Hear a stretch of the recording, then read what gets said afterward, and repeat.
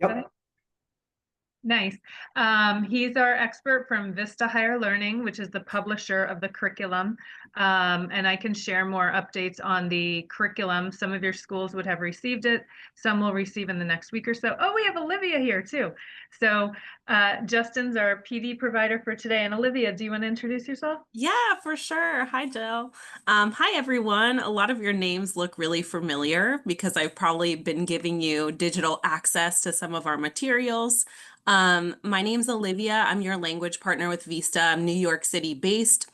So if you need anything in terms of materials, or you're wondering about the cost of a certain Vista program or resource, I'm really your go-to person. So feel free to email me with any questions at all. I'll put my email in the chat. And I'm just here to answer any questions. If somebody's having some technical issues, please DM me. I can try to help you on the side. I'm just going to be a fly on the wall today.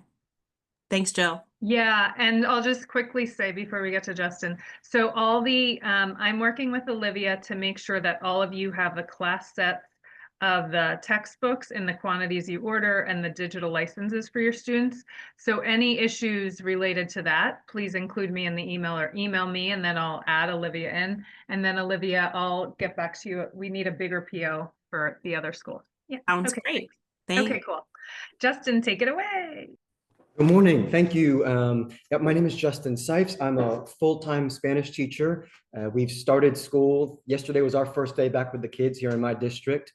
And so we're off and running. I have been teaching Spanish here for about 17 years or so. Done a lot of work in the New York City public schools. Recognized a couple of faces, I think, maybe from the AP for All program when we were doing that part. But glad to be with you all today as we look at Galería. Jill was kind enough to share with me some of your responses from that can-do survey. So I want to make sure we respond to those questions. If teachers have other questions that I don't hit on, please feel free to, at any time, unmute yourself, put something in the chat, ask as we go. We want to make sure we answer all those questions as you're getting ready for your kids to come back to the school year. I also saw that some are kind of brand new to the platform in the program, might have just gotten access. So we want to make sure you also have your questions answered, a review of anything that you might need, so that you're ready to go for your school year. Excuse me. So let me go ahead and share my screen here. Share in here. So the first thing, you should have gotten access. You should have received an email that gives you your username and then your password. So when you first come into the VHL Central platform, you're going to log in through vhlcentral.com with that username, with the password, and you should see a screen that looks something like this, where you see the different programs that the New York City Public Schools has. You can hide any of the programs that you don't want to see if there's a ton there that your school happens to have, but we're going to look here at Galería Uno for our heritage and our native kids. So to come into the platform, we're going to click on that My Dashboard. When we click there, some of you might have already set your courses up, and I know there was a little bit of question about customizing courses and how you can change those things. Some I saw have not yet set up any courses, so we can quickly go through that review together to make sure you all, I think that's the basics, making sure you've got the course set up, you've got your sections, and that you know how to add your kids. And then from there, ¿cuáles son los recursos que nosotros tenemos para nuestros alumnos en esta clase? Una unidad, algo para nosotros, tipo de actividades, tareas, trabajo de clase. So we'll take a look at those things so that you know what's there for your kids. But first thing, just to briefly review for those that need it, how do we set the course up? This is the first thing. We've got access. It says no sections yet. Nothing is set up for you. We want to set it up ourselves so that we can customize it however we want to. So the first step we want to do right here, this red book that says Add Course. Eso es el primer paso. Nosotros vamos a hacer clic aquí en Add Course. Para los que ya tienen el curso, ustedes ya están listos para empezar y para repasar los recursos. Pero para los que no tienen cursos, we're going to click right here on Add Course. When I click here, I see this screen where the word course is underlined. Two things.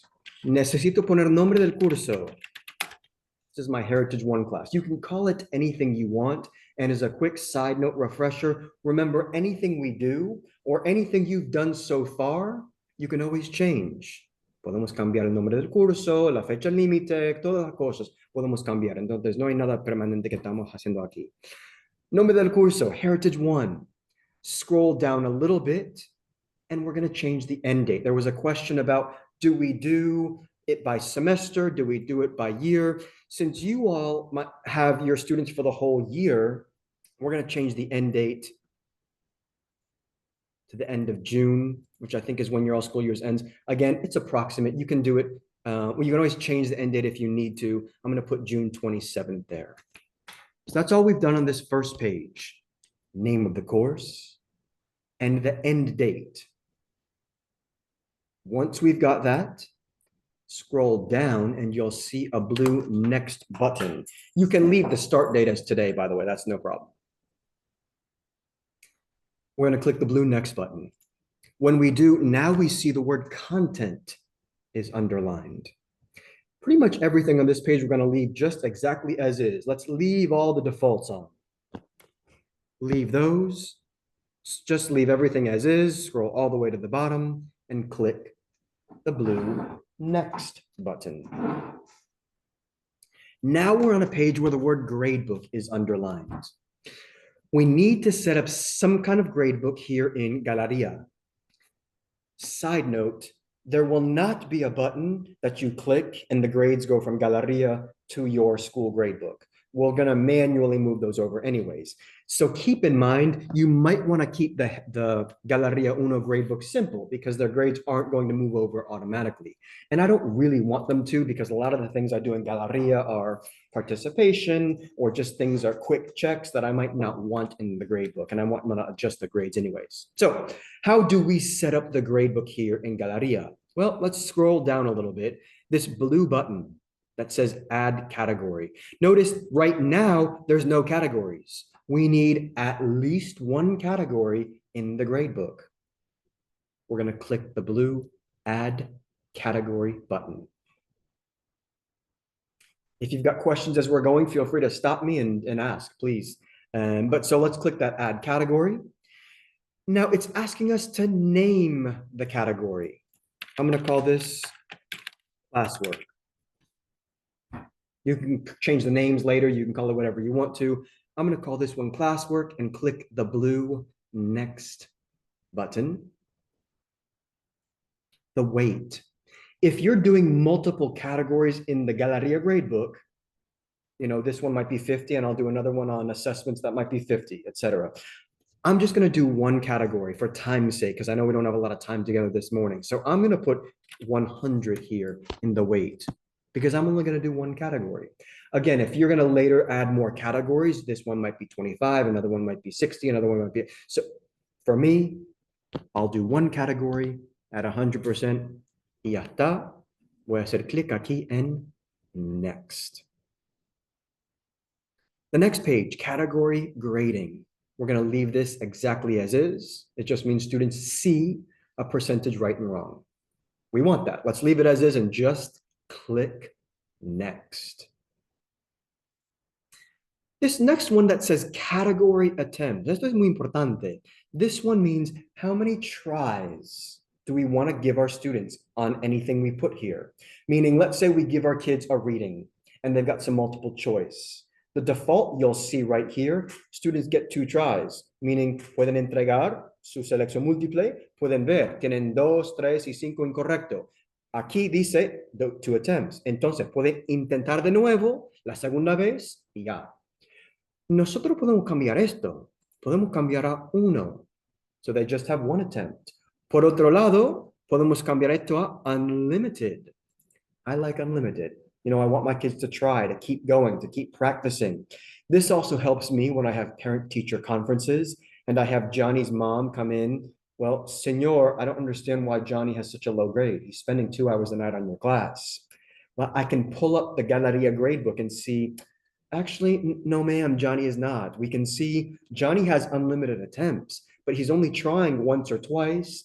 He's only getting up to 60 and 70%. He should be getting 100. He has unlimited attempts. He should keep going. We can also see on the teacher side, how long does a student spend on the assignment? So I can see not only does he only try twice, he only spends about 30 seconds on each assignment. So he might be guessing. We have all of that data that we can use to have a conversation, talk with our admin, parent-teacher conferences. So we can show you where all that is in the gradebook as well. But once you've decided the number of tries that you want to give your kids, we're going to click the blue Next button. Category strictness, también importante. You'll notice in Galería, I would say the majority of the activities are graded for you. That's a nice feature. We don't have to grade everything. We don't have to grade anything if we don't want to. We can choose things that are graded for us. Now, when it comes to those activities that are graded for us, how strict do we want to be? How strict are you in your class? Meaning, do you want an answer marked wrong because an accent's wrong? Do you want an answer marked wrong because the student is missing the upside down question mark, the comma, the period? That's what you're going to decide here, the category strictness. Right now, the default accent marks will be taken into account, meaning an answer is marked wrong if an accent's wrong. If you're not that strict, if you're more, you can choose that here. Once you've decided how strict you want the auto-graded activities to be, you can click the blue Next button. Category feedback, leave it as is. Category feedback, this means students will receive feedback from the system. We want that. So let's just click leave that and click next. Last one, overdue policy. Do you accept late work in your class? If you do, is there a penalty? The default 5% off per day. In my class, I'm going to change this to 10% off per day. You choose. What's your late policy?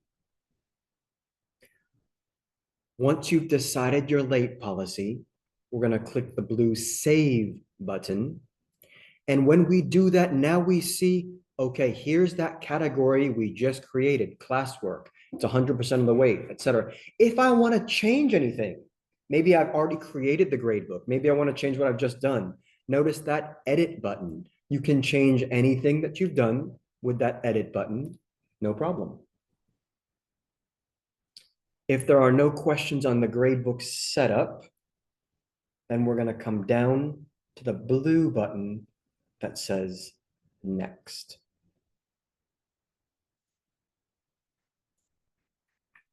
Okay. When we click that blue Next button, now we're on a page where the word summary is underlined. There's nothing to do on this page. We just scroll all the way to the bottom, and we're going to click the blue Save button. When we click the blue Save button, a pop-up appears that says, do you want to create a section for the course?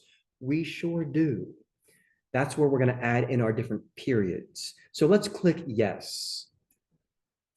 So we're now on a page where it says Add Section. If you teach just one period of heritage native speakers for Galería or multiple, we're going to put our section name here. So maybe this is our third period. That's all you need to put here. Just the new section name, the period. That's all you need. Once you add the period, scroll to the bottom and click that Submit button.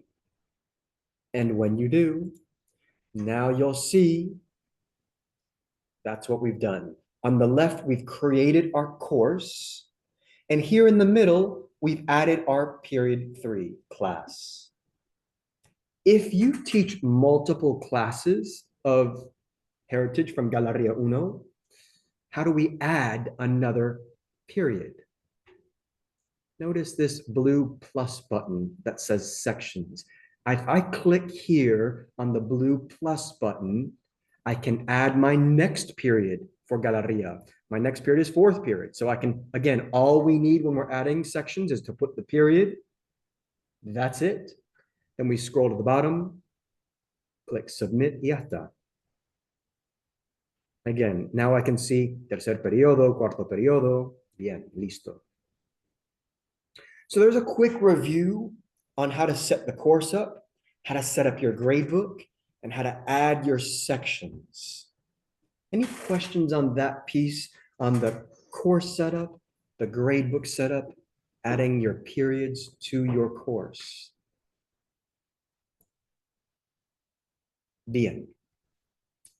We've got our course set up, we've got our sections, now what? Well, what's here in the Galería program for our kids? What's the navigation of the platform, especially for those teachers who just got access and might be new to this, or those who just want a refresher because your kids are about to come? Notice here at the top, we've got these 5 different drop downs. The main spot we want to go to, para trabajo de clase, para las tareas, para el curso digital. What's the main spot that we want to go to find most of what we need? Assign and down to activities. Yeah, this is really the spot we're going to go to for most of the digital program. As a side note, there is everything in hard copy. So you have a hard copy textbook if you want that. Everything is available both in print and digital. So you can do either one. If you're doing like a No Tech Tuesday, you can do everything from hard copy, paper pencil. If you're doing everything digital, you can do that part. I saw that on the survey, some will have access to iPads. To answer the question that someone put about the iPads, yes, that is totally fine. Everything works on the iPad as well, from the chat activities to the videos, to the assignments. Students can do everything there on the iPads. There are a number of writing activities as well. Obviously, when we're trying to get our students to do some extensive writing, to incorporate some advanced vocabulary, build their literacy in that way, they can do it right on the iPad, whether it's, typing and whatever they have. So all of that is to say they can do it on the, sometimes I have my students do it on their phones, and while they're in the cafeteria, waiting in the lunch line, at the gym, that kind of a thing. So it is available across the different devices. But back here to the platform navigation. We said the main spot, assign and down to activities. And when we click here on activities, now we're in the digital program. Navigation. In the top left, tenemos los módulos diferentes dentro de Galería.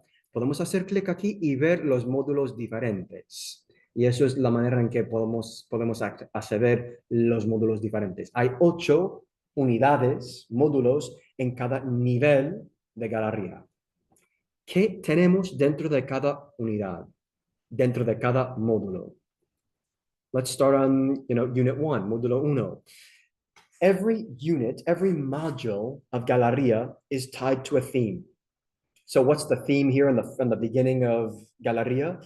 I like this intro theme because it's all about students. What can students talk about better than themselves? So it's all about their identidades. Not only is every unit tied to a specific theme, it is also connected to a specific region of the Spanish-speaking world. So every unit connected to a specific theme and region of the Spanish-speaking world. Módulo 1 trata de las identidades en el Caribe. Entonces, nosotros vamos a aprender del Caribe, de escritores, autores en, Esmeralda Santiago en Puerto Rico, José Martí in Cuba. So we're going to look at those things. Students will learn about that. We'll do music on Guantanamera, for example. So it's all tied to identities and the region. How is each unit set up around that theme and region? Every unit always opens with the apertura de módulo, donde tenemos un video. This video is brand new. So you all have the new version of Galería. The videos are new and they're much better than they were. They're much more, I think, for our Gen Z, Gen Alpha students that are connected to things like, that we might not be as interested in, but things like the editing of the videos, the transitions, connecting with what students are used to seeing on TikTok, kind of a thing. We won't watch the whole intro, but I'll show you a little clip of the intro video so you can get an idea of how this is working for you all. Let's see if the video buffers. We didn't have internet at my school yesterday because it was, it was the first day of school, and you know how the first day of school goes. So the internet's a little slow here, but you can get an idea here of how the videos will work. So we have Nicolas, who is our narrator of the videos. We're going to follow him through. And what he does here in these intro videos is intro, what are students going to learn in this unit? So I, of course, could tell students, guys, here's our roadmap. Here's where we're going. Vamos a abordar esos temas dentro de esta unidad, sobre estas lecturas, este tipo de arte. Nicolás is going to do that as well. And I think he does it a lot better than I could, certainly.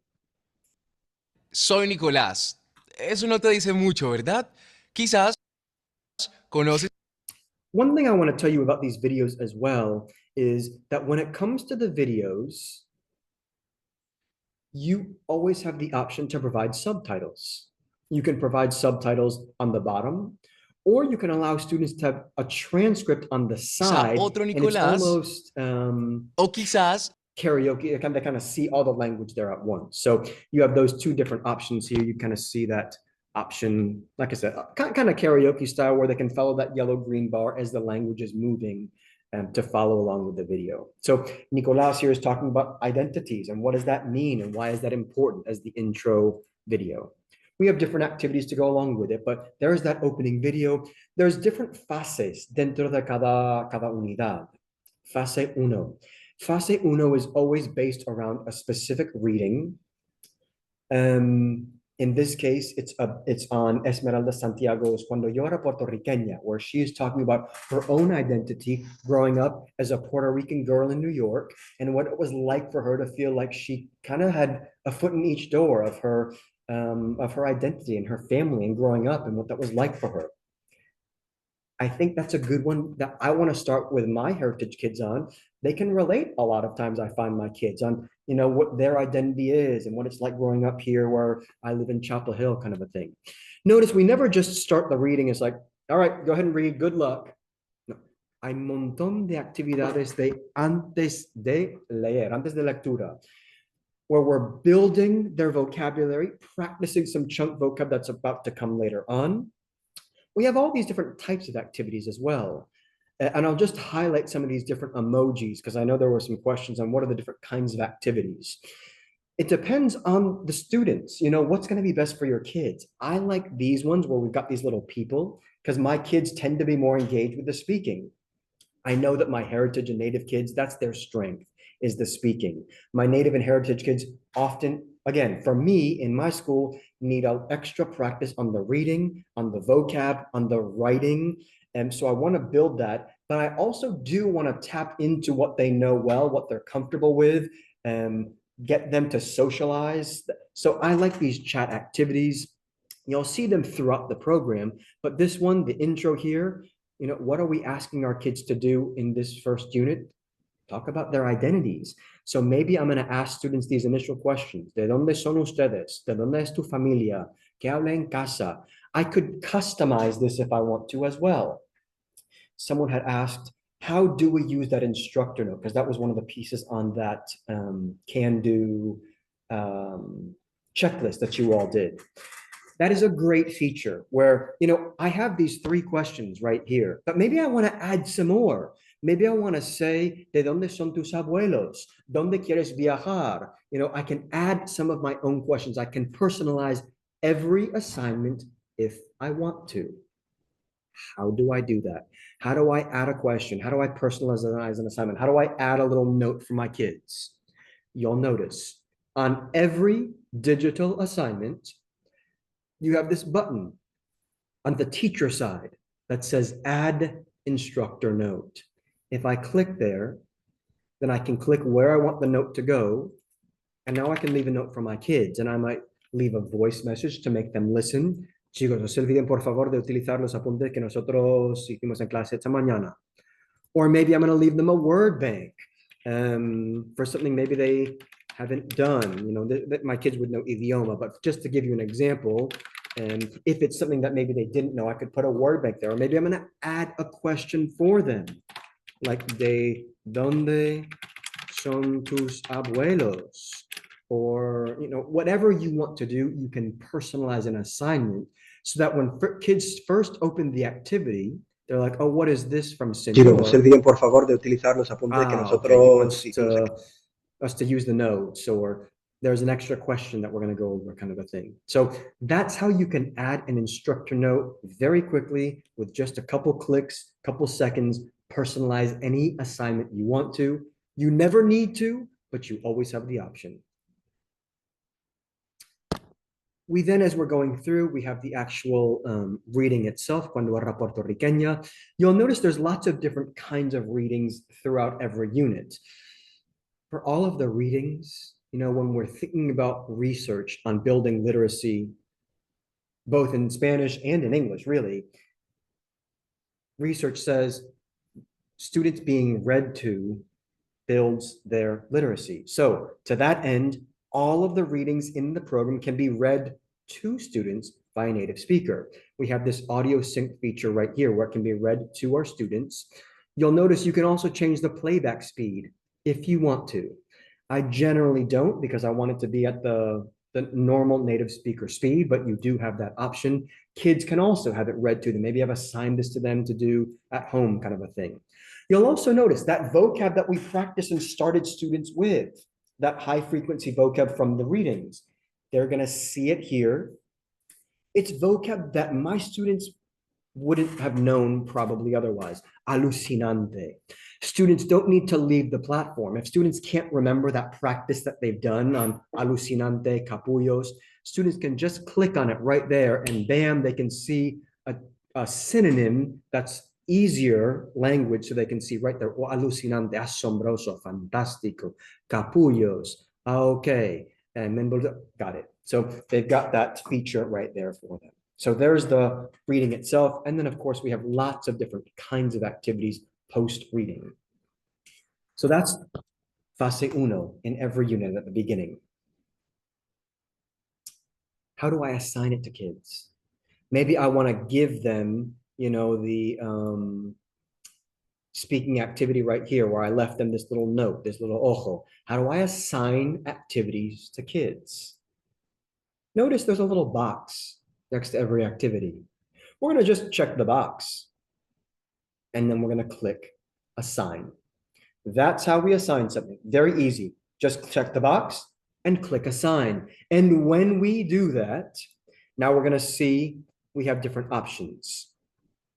The day it's due, you know, I want this due this Friday. The category in the grade book, the, you know, who is it going to in the class? Let me do it on this one right here. Sobre la autora. We want them to read about Esmeralda Santiago. This is what the normally looks like. The due date, the category in the grade book, and then you can always assign something to everyone in your class, or you can assign something to a small group or to an individual student. You always have those three options. Everyone in the class, small group, or an individual kid. When my admin comes to ask me, what am I doing to differentiate learning in my classroom? I'm going to show them this, that I can assign things to individual kids based on their individual learning needs. For this one, I'm going to assign it to everyone. All I do is click save, and then I see on my teacher side right here, okay, I've assigned sobre la autora Esmeralda Santiago, es para viernes, el 29, bien. So that's what I see on my teacher side. There was another question in that survey from yesterday on how do you view sample work, and then how do you not only view from the student side, but get back to the teacher side. So I want to show you that before we look at what else is here in the rest of the modulo. Let's say I've assigned this to my kids. My kids should have sobre la autora Esmeralda Santiago. What they should be doing is having access to this reading so that they can read a little bit about who Esmeralda Santiago is. I want them to know a little about the author before we start reading. Fine. What does it look like from the student side? I've just assigned it to my kids. What do the kids see? Well, I can log in as a sample student and I can project on the board. This is what you guys should see as students in my class. This is exactly what you'll see. How do I log in as a sample student? I'm going to come up here to the dashboard and I'm going to click here on dashboard. And that brings me back to kind of the home screen for Galería. In order to log in as a sample student, I'm going to click one of the periods. Like I'm going to click right here on third period. And if I scroll down, notice this button that says view as sample student. If I click here on view as sample student, now it brings me in. This is exactly what students see. Notice the student dashboard is much more simple. Students just really see a start button for whatever we've assigned them. It's very easy. Students simply click start and they can see, okay, here's what we assigned them. The Sobre el Autor, the Esmeralda de Santiago, they're reading and they're good. So, ooh, excuse me. That's what students are going to see from their end. They just see the start button and that's it. Once they've completed the assignments, then they're good. There was another question on when you're in student view, how do you get back to the teacher view? Yeah, it's kind of easy to get stuck here on the student side. And there's a small button under the URL right here. It says return to instructor view. You do need to click this button here at the top, return to instructor, otherwise you're going to be stuck as a student. So that's where you want to go, return to instructor view. And now we're back to our teacher page where we just were. So that's how we can log in as a student and log back in as a teacher. Let's go back and see what else do we have there in the modulo. We're going to go to assign and down to activities. This is where we were. This is where we can see the program. So let's go back here, assign and activities. We looked at the opening video. We looked at fase uno. We then always have an intro to the region on this particular unit. So we said this one is on El Caribe. So we have all sorts of different activities and also videos on El Caribe. So for example, I like this opening video on El Caribe. Again, it's gonna be slow to buffer, I think, but just to give you a little idea, it's a narration here showing students about that region of the Spanish-speaking world. There are always different kinds of activities to go along with all of the videos, in this case, on the Caribbean. And I sometimes don't even use all the activities. I just want to show them a little intro to the region. You can also go in different orders here. There is autonomy. So sometimes I'll start with the perfil de la región and then go into fase uno. So you could change the order slightly. Fase dos is always on language, structures, grammar. You may or may not feel like you need that. You know, maybe your kids are good to go on this, on sustantivos here in Modulo Uno. Maybe not. Something to know about all of the grammar pieces. There is always a grammar tutorial video. So if I have a student that was absent when we went over the grammar piece, I can always give them this grammar tutorial where we will have them get explained the grammar and by a really a native speaker on the grammar points. So you always have this grammar tutorial right here. And then there's a bunch of different kinds of activities. This part right here, the conexión con tu mundo, between fase dos and fase tres. This is where we're going to try to, well, do what the name says, connect again to students' lives. We're going to ask students to do some interviews. There's a little mini project always that's housed here in the Conexión con tu Mundo. If you, want to do that little project, this is where you can find it, along with things to really, I think, engage kids. I really like this Conexión con tu Mundo because it's a way that I can get to know my kids more, especially here at the beginning of the year when we're all trying to get to know each other. Kids can pull in, in this case, interviews with different family members talking about, again, in this case, their identity. So explore this one, lots of different ways here that kids can bring their own lives and connect it to what we're doing in the unit. Fase tres. This one is always a little bit higher level literature. So what we're going to see here in Fase tres for this unit on El Caribe, we're going to read about Nicolás Guillén. We're going to look again at the theme of identities and read, for example, El Apellido, where Nicolás Guillén is talking about his own identity and having, not totally unlike Esmeralda de Santiago, and maybe some of our own kids of having family members on in two different identities in some ways that he talks about and what that's like. And again, lots of different kind of activities to prepare students for that before we give them the reading itself.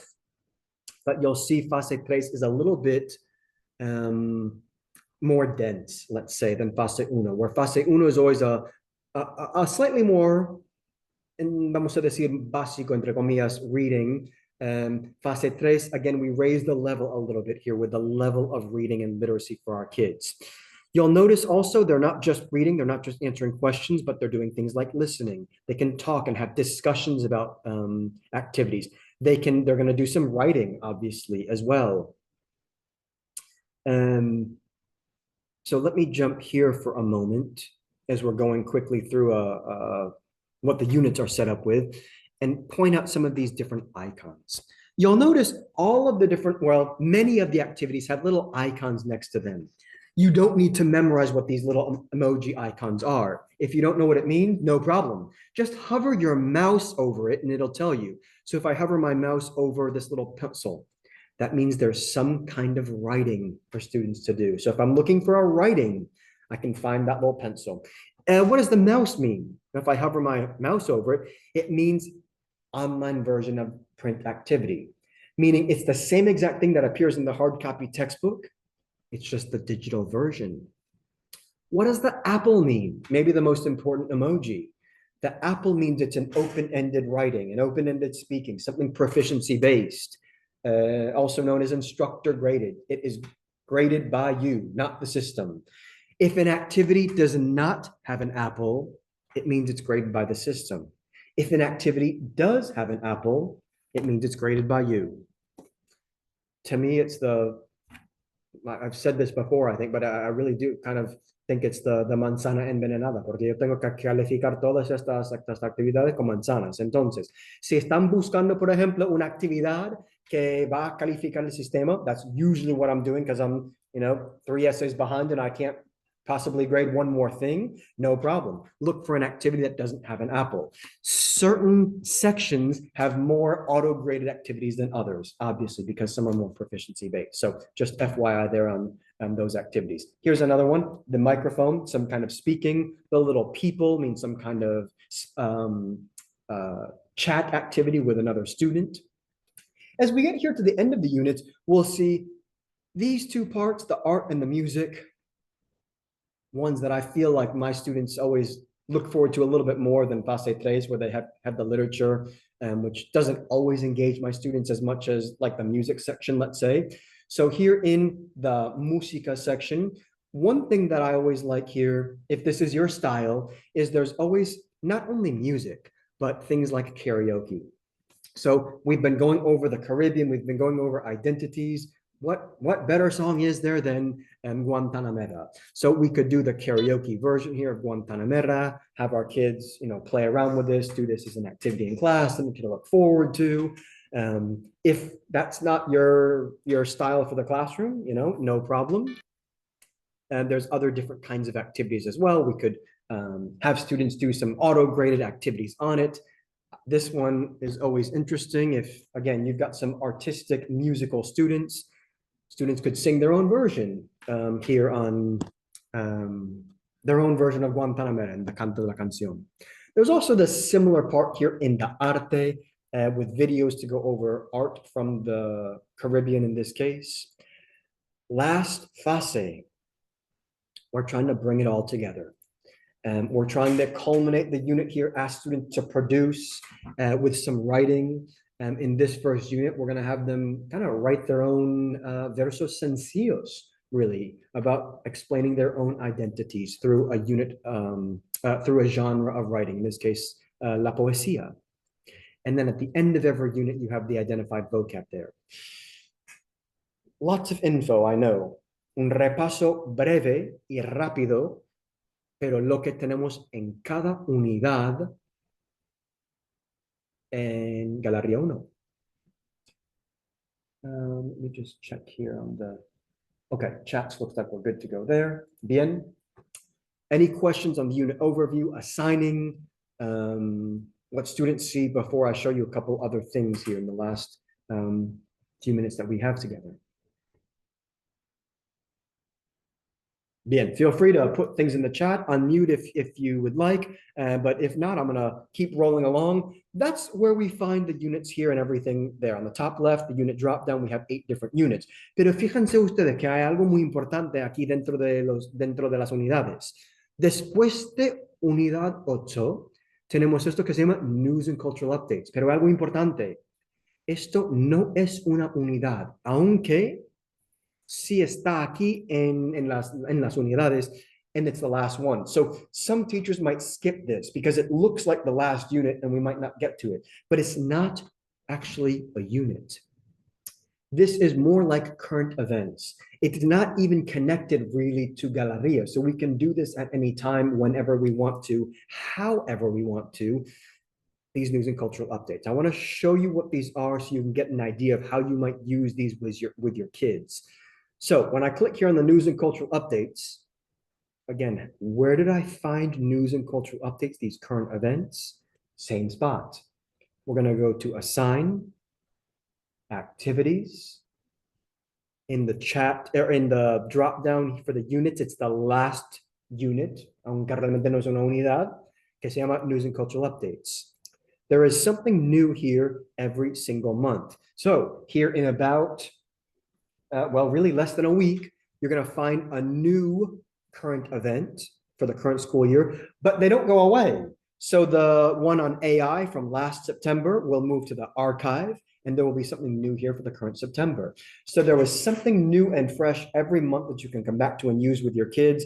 And like we said, they don't go away. So if you have a favorite one that you're going to use, you know, I like this one, for example, from a previous January on the ratas gigantes in Argentina. So that one doesn't go away.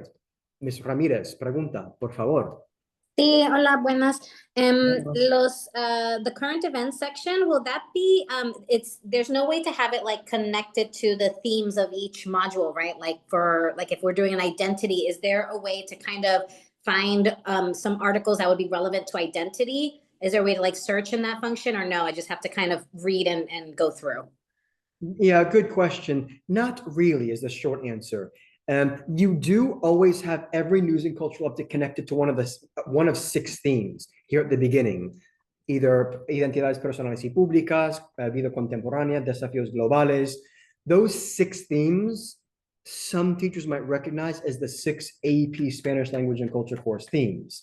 So every news and cultural update is tied to one of the 6 AP themes. So in that way, that might give you a little bit of at least a jumping off point on trying to connect it to something. But you're right, they are not tied to anything specific in Galería. So if you want something specific to Identidades or El Caribe or something, it is kind of just a matter of searching kind of a thing.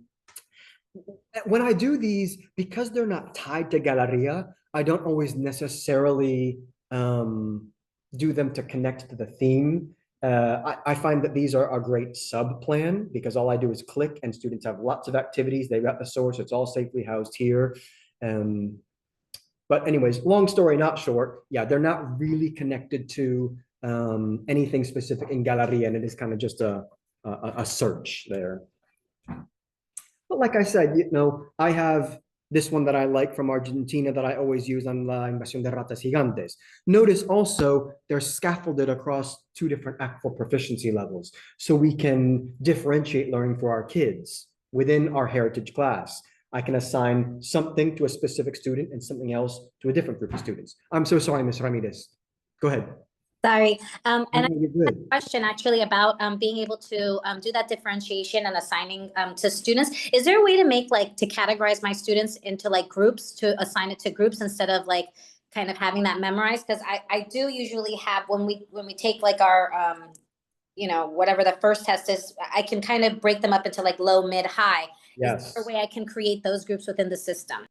Yeah, that's a great point. So instead of having to go here and every time you're assigning something, having to do individual students and clicking on which ones you want grouped, you can group them right from the beginning so that you can assign to group A this section. In other words, I can assign to group A the novice high one, and I can assign to group B the intermediate one. So yes, you can. Let me show you how you might do that grouping.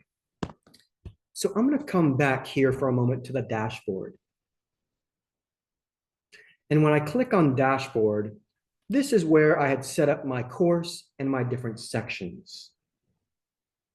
But what you might do for your grouping is instead of doing your periods, maybe you do 3rd period group A, 3rd period group B.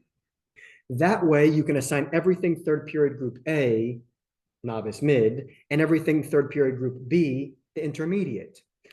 Here's how you might do that. So I want to change third period to third period group A. You can do it in a couple ways. You can delete those sections if you want to and start fresh, or you can just change the name and change who's enrolled. You might not have any students enrolled yet because your kids aren't there yet, but here's how we're going to do that. Vamos aquí al engranaje al lado de la sección. When I click on the little wheel, there's a button that says edit section. I can edit that section and change third period to group A. So now I've just renamed it third period group A. I'll come down, always save things. So there at the bottom, I'll click update. So now I can see there's third period group A, and I'm going to change this one to third period group B.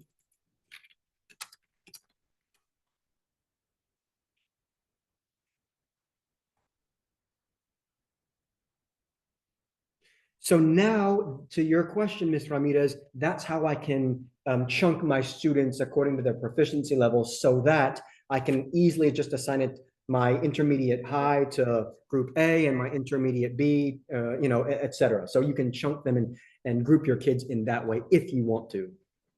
Okay, great. And that doesn't, I can have as many sections, it doesn't impact the licenses or anything, right? Exactly. You can have as many sections and as many courses as you want to, and that won't have any impact on the licenses or anything like that. Cool. Very cool. Thanks. You're welcome. There was a chat, let me just respond to this chat here. Is Vista strictly online? No. So, Josue, to your point, if you prefer to do everything in hard copy because you don't have access to laptops every day, your students don't have laptops, you can do everything hard copy if you want to. Everything you're seeing here online can be done in hard copy and vice versa. So on your teacher side, you might be looking at things online, and maybe I want to show the videos from my teacher side and I can project to the board. Students don't have a device, so I'll show the video, let's say in class, and then I'm going to have them open the textbook, or maybe I've gone to the copy machine and made a copy, and I'm like, guys, open the textbook, page this, we've just watched the video, you've got 5 questions to do, or you've got this writing prompt that I've printed out, I'm passing out the writing prompt kind of thing. So yeah, Josue, everything is available in print as well if you prefer or just need to because your school doesn't have enough devices for your students. No problem. Yes, Ms. Ramirez, please. Sorry. I just when correcting those Apple assignments, the ones that are strictly written, could you possibly walk through us like what that will kind of look like and how is there like a rubric that we can attach for students to review, or is there is there one already provided, or do we have to create one? And then the follow-up question to that as well is one of my big concerns of when I doing any sort of writing on the computers that my students will just use a Google Translate, ChatGPT, and copy and paste. Is there any way that copying and pasting won't be allowed into the module? That's my question. Good questions. I'll start with the last one and then we'll work on the other part. But yes, I have the same issue with writing, and I think anytime I give a writing outside of class, I'm not convinced that my students are all just putting it into ChatGPT, the prompt, and doing a copy paste. I also do a lot with AP. And so we do a lot of essays in my AP class, which take forever to grade. But if I'm going to grade a writing and spend that many hours grading it, I want to make sure my students are not doing ChatGPT or Google Translate or something like that. So there is not a way to prevent them from copying and pasting, but even if there were, I'm not convinced they wouldn't have their phone and their Chromebook and just doing something like that. So for me personally, if I'm doing a writing in class that I'm going to grade, I do all the writing in class, and I do it all on hard copy, paper, pencil, because that is for me the only way I know to make sure that they're not using AI, ChatGPT, Google Translate, and then to know it's actually their work. It's also beneficial for another reason though, because on the AP exam, our students have to do all of the writing, hard copy, paper, pencil. They have to be able to write an argumentative essay with a hard copy, with a piece of paper and a pen. They need to be able to write an email, which seems kind of counterintuitive, but they need to be able to write an email on a piece of paper with a pen and pencil. So I also want them to have that practice. Now, of course, those things will be going away with the new version of the AP exam in 27, but at least for this year, that part will be the same. So I have them do all the writing that I'm going to grade in class. Sometimes I'll have them do writing at home, but it's probably writing that I'm going to do a quick spot check on, not one that I'm going to do in-depth notes and feedback and kind of summative things. In that case, to your question, how do we do that? Where do those Apple activities go? What might grading those be like? Whether it's an open-ended writing where they've done a composition or a personal reflection on something, or whether it's a speaking activity and we just want to hear the discussions that our kids have had. In any case, with any of the Apple activities, you'll always find them in two spots. You can access them under grade and then grading right here. So that's one spot that you'll always be able to get to them. And when you click on grade and grading, you'll see right now, nothing needs grading. But I'm gonna go for a moment to a previous class, just so you can see what that would look like. This is my AP class. And as a side note, you'll always be able to get to your classes from previous years. So they're always archived. So I'm gonna go to my class last year so you can see what a live grade book looks like. For example, you know, here in grade and grading, here's work that needs to be graded. Now, don't judge me too much. It does look like I have a lot of work to grade from last year, but most of these were things that were participation that I didn't feel like I needed to put the grade in PEMAS and DHL. I just put the grade right into my school grade book. My kids know that that's where it's housed. But this is what you'll see when things need to be graded. How do we do it? Well, let's say I want to grade un mensaje de felicitaciones. I can click on it. And when I do, you have different options on how you want to grade things. Right here at the top, you can go student by student. You know, they had to do an email because that's one of the AP tasks. So I can go student by student if I want. I often use this one that says spot check. And what this means is I'm not going to look at every single student, but I can choose how I want to spot check certain students' work. So that one way to do this, I can select the students I want to spot check. I can see, you know, how many words did they submit. So if someone, let's see, did, you know, 399, I'm like, okay, Jackson, yeah, it looks a little short, kind of a thing. Or I can spot check by how long did they spend on the assignments. Like, okay, only spent 8 minutes. You're supposed to spend 15 minutes. That's the amount of time. I told you in class, it should be 50, you know, that kind of a thing. So I'd be like, let me spot check those ones. Or the grade in the class. So you can spot check in a lot of different ways. I can also spot check it based on who I haven't spot checked yet before. So I can be like, okay, at some point in the semester, I will have spot checked everyone. So that's kind of how that grade book piece works. You can do a spot check. You can also do the more traditional feedback. You can look at every single one. You can leave feedback for your kids. You can leave a little voice message as feedback. You can type in cuidado con perfecto versus imperfecto, or, you know, whatever it is. So that's kind of how that grading the Apple activities will work. And can I ask a follow-up question just about Of course. I see that it connects to Google Classroom. I just wanted to see how accurate and reliable is that? Should I just be, you know, transferring the data myself over, or is connecting it to Google Classroom functional, and what are the limitations? Good question. It does connect to Google Classroom, and you can share anything you want to on Google Classroom. It does not connect to the Google Classroom gradebook because it is, let me go back to current course here so you can see how this might work. So when you're sharing something to Google Classroom, because I use Google Classroom, let's say I wanted to give them infiltrada. You could just click this green share button and it will share this with Google Classroom. In terms of how reliable is the share, completely. Because all we're going to do here, we're really just sharing this assignment on our Google Classroom. And I'll show you what this looks like.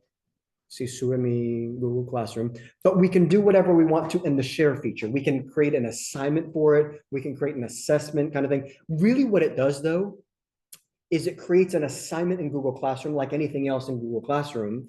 It comes up with a name. We could change the name if we wanted to, but it will give students a link to the VHL platform, to the Galería platform, and to that specific activity we've linked. So it's really just a share button. They click the link, it brings them over to Galería, and now they're doing the activity. They've kind of left Google Classroom, which is why the grade will not appear in the Google Classroom. But the actual share feature, you know, if I showed you the Google Classroom, you can just see how those would all appear. And it just links back to the website, right? So if like the kids lose their stuff or for what, I can't link the video directly or do anything like that, right? Correct. You could link the video as an assignment in Google Classroom. Students would click that link in Google Classroom and it would bring them over to VHL or to Galería, and that's where they would watch the video, is in Galería. It really just links them. You can link whatever you want to specifically, but it is just a link to bring them over to Galería. Thank you. You're welcome. I know we're right at the end of our time and we don't want to hold you over, but want to make sure any last minute questions we can answer for you.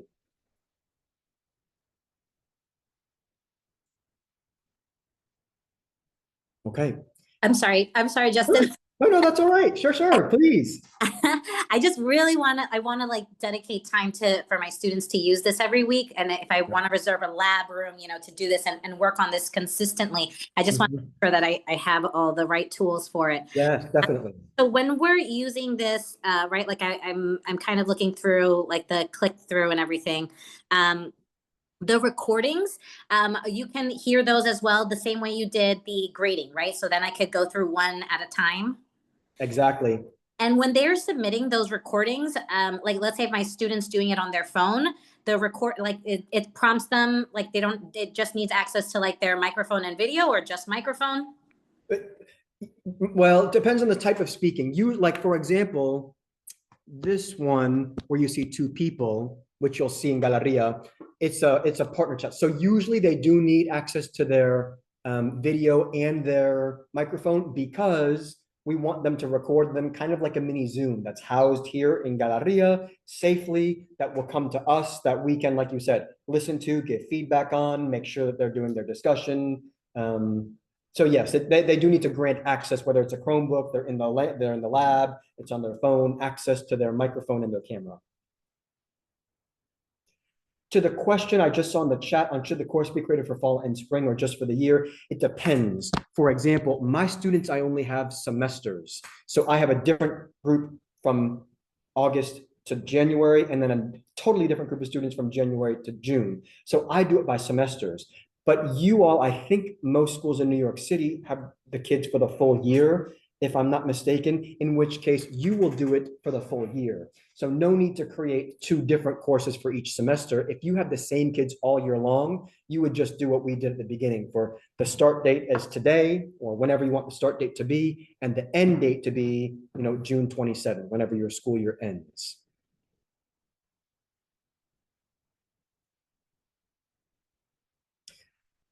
I think a lot of questions also come up as, de nada, no, un gusto. I think questions will come up as you're getting, you know, playing with the program, practicing with your kids once they're there and you actually have some time to click around. If you have other questions, Olivia's email is in the chat. If we need to do another check-in call, I think Jill often schedules these kind of check-ins, webinars, trainings, etc.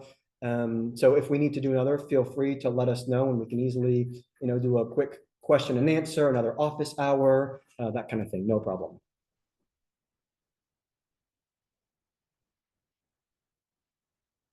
Thank you, Justin. Sorry, I had Zoom issues, but this was really helpful. Hopefully a lot of the questions were asked, and to Justin's point, as you're setting up your classes, as you're starting this with students, more questions will come up. So sorry, as they come up, you can email Olivia. I'd ask you to please copy me. And then maybe, Justin, we can talk about just setting something up for later in September anyway, like office hours, and they can ask their questions and they can put things on a doc, you know, beforehand. But, yeah. and then Yvette or Maria, I think In the folder, the shared drive, there's definitely a slide you can help students log into SuperSite and set up their accounts. So lots of things. Is the student workbook available there as well? Oh yeah, tell us about the workbooks. I need to check with Olivia that cohort 3 is getting all the workbooks as well, but where are the workbooks? Can you show us where to get them? Absolutely. So if you have the hard copy workbook, then you can, just go to the copy machine really and print those off. You can also access all of that digitally in the platform, same spot we were at before, assign and activities, and the online version of the workbook things live where we were before. So it's in this cuaderno de actividades. You'll see something called cuaderno. That's the workbook. So anything online called cuaderno de actividades is the same thing as that hard copy workbook. Thank you. Absolutely. Okay, so anything else right now? Thanks for the extra few minutes, everyone.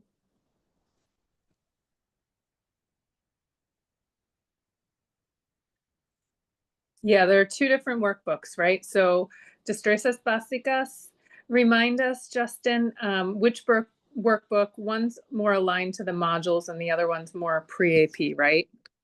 I believe that's correct. And I think that Destrezas Básicas is the one we're going to see here in the online version. And I'll have Olivia confirm that for you. Great. You and I and Olivia can chat after this. We'll email. Okay, awesome. Thank you. Thanks, everyone. Oh my gosh, I've gotten to see so many of you, some yesterday in person, a lot of them on Zoom last week. I'm trying to make sure everyone feels ready, right? So this is cohorts 1 and 2, and cohort 3 is up to 17 new schools. So it's really exciting. And then cohort 4 is going to be in the spring. So I'll just say to Colby and Josue and folks who didn't get to join some recent trainings, follow up with me. Let's set up a time. Cheryl will talk later. And thank you for helping us, Justin, get ready to use Galería this year and make the most out of it. Suerte con el año. Okay, gracias. That is all. Okay. Gracias. Que Adiós. tengan un buen día todos. Bye.